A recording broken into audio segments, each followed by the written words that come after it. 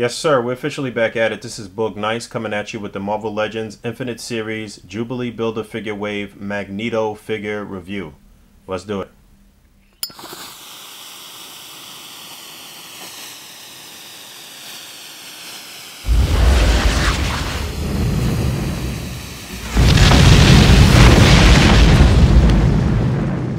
That's crispy.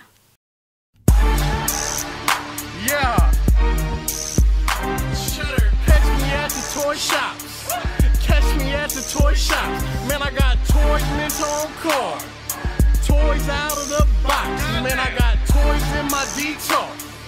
Catch me at the toy shops. This one's for them real collectors. That's army building and posing figures.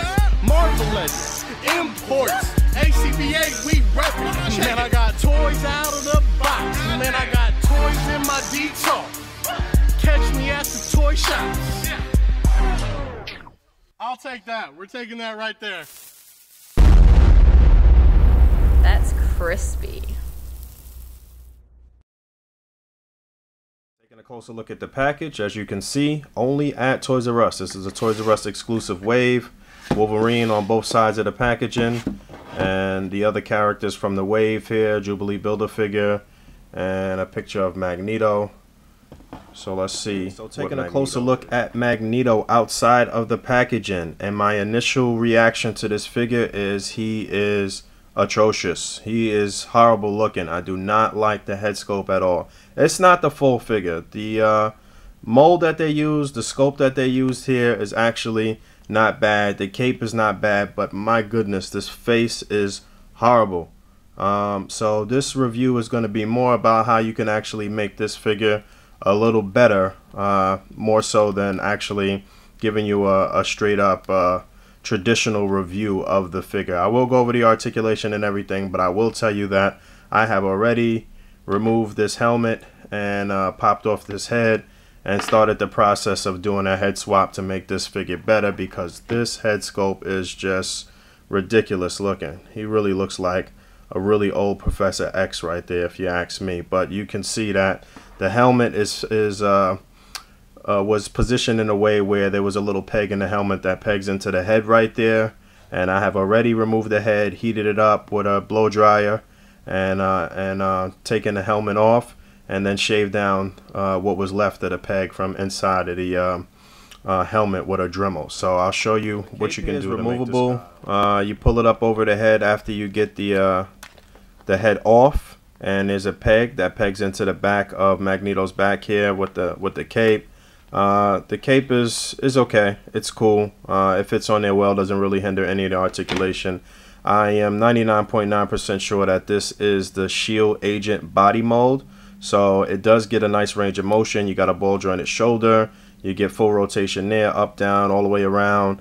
You got an upper bicep swivel, double jointed elbow. You have a hinge here at the glove, but no hinge at the wrist. And that is so disappointing, especially for a figure or for a character that uses his hands mostly to portray that he's using his powers. You have no wrist hinge at all. Don't particularly care for the hand on this side, but the articulation as far as the arm is the same on both sides.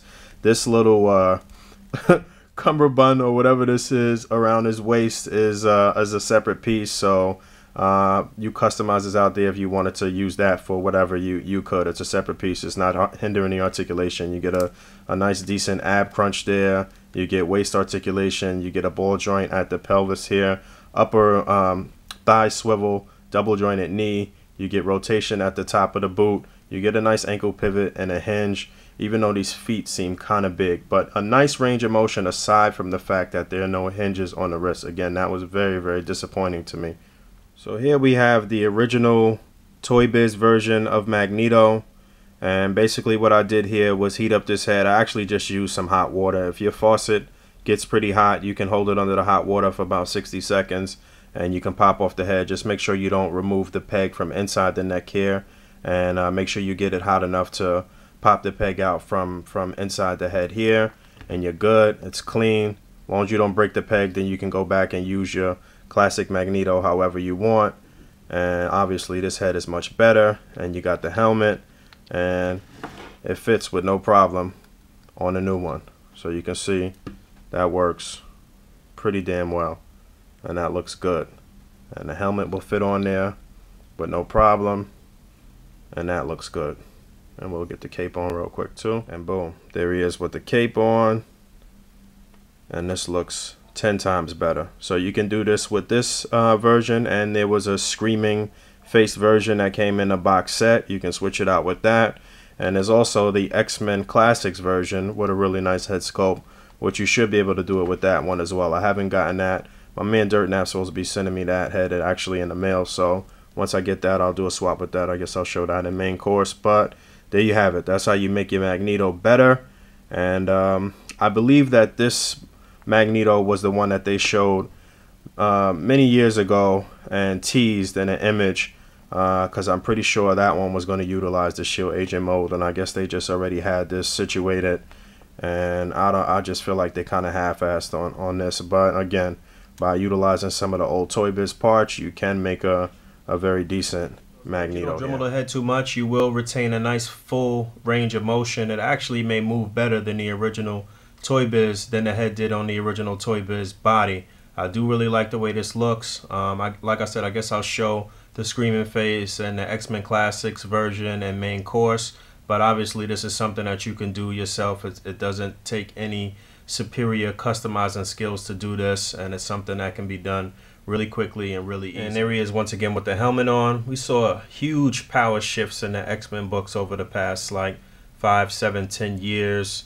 First we saw Emma Frost come on and become a reformed villain, and then we saw Professor X get estranged from the group, and then we saw Magneto come into the group and become a reformed villain and become more of a hero, and then we saw Cyclops become more of a badass and more edgy and sort of like Magneto, and he put together X-Force, and X-Force was killing up a bunch of people, and then we saw Cyclops pretty much become a full villain, and he ended up killing Professor X. So a lot of power shifts, and we also saw Cyclops and Wolverine get into it a bunch, and to the point where they split up, and now it's two separate factions, and Wolverine has its own school. So a lot of that going on in the X books, a lot of infighting. Just so you can see, you can actually still use the helmet that came with the new Magneto here. It still does work well, even with the shaved down parts. Obviously it works better. It wouldn't be able to work if you didn't shave down that peg on the inside. It wouldn't be able to fit on the older Toy Biz head. So that does work. The other thing I forgot to mention is that the way that this helmet looks against his suit, I feel like it's not a perfect match. I feel like the older helmet matches better, but again, you can use either or, and I hope this review was helpful. So until next time, peace.